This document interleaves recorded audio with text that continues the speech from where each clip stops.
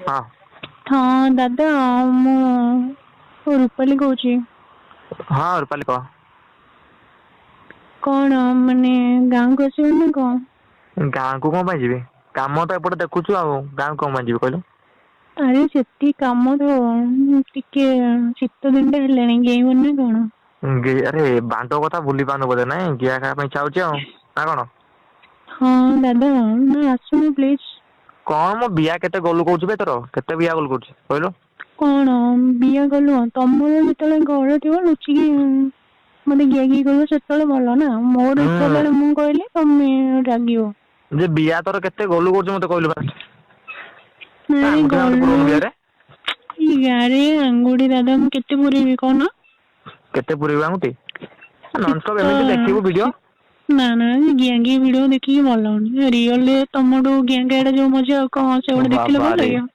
ସତ କଥା ଆଉ କଣ ଯେ ଘିଆ ଖାଇବୁ ମୋଠୁ?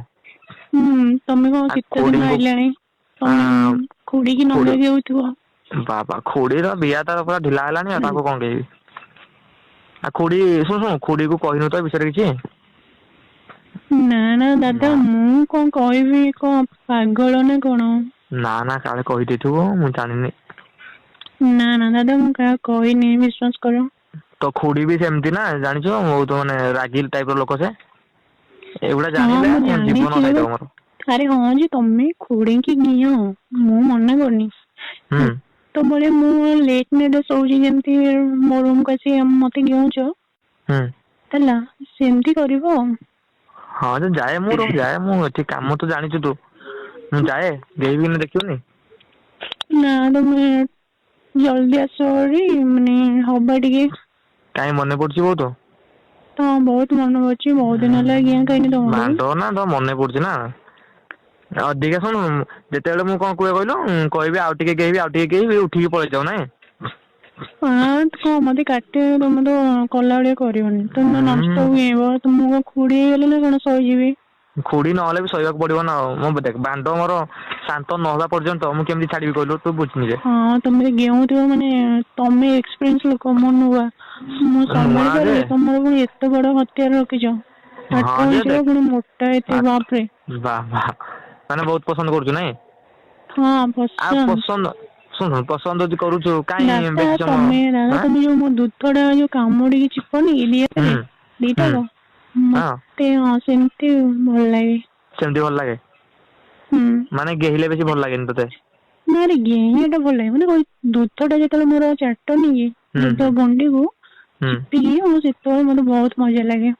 ଆଉ ବିଆ ଚାଟିଲେ ମଜା ଲାଗେନି? ବିଆ ଚିଟିଲେ ତ ଅଲଗା ମଜା ତା ମଜା ମୁଁ କହିପାରିବିନି ତମକୁ।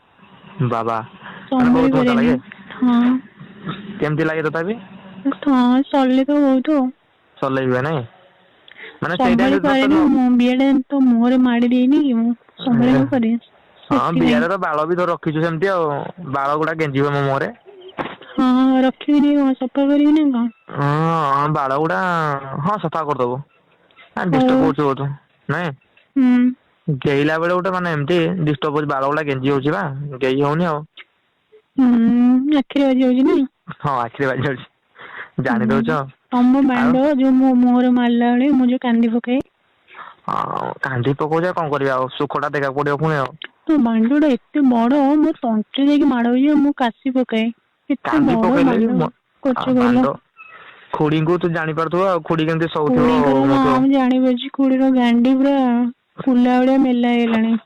ଆଉ ଗେହୁଛି ଏମିତି ଆଉ ମେଲା ହବନି ତା ଗାଣ୍ଡିରେ ଗାଣ୍ଡି ବେଶୀ ଗେହୁଛି ନା? ହଁ ଜାଣିପାରୁଛି ତା ଗାଣ୍ଡି ବଡ ହେଇଗଲାଣି ଖୁଡିର। ପୁରା ଚଉଡା ହେଇଯାଇଛି ନାଇଁ?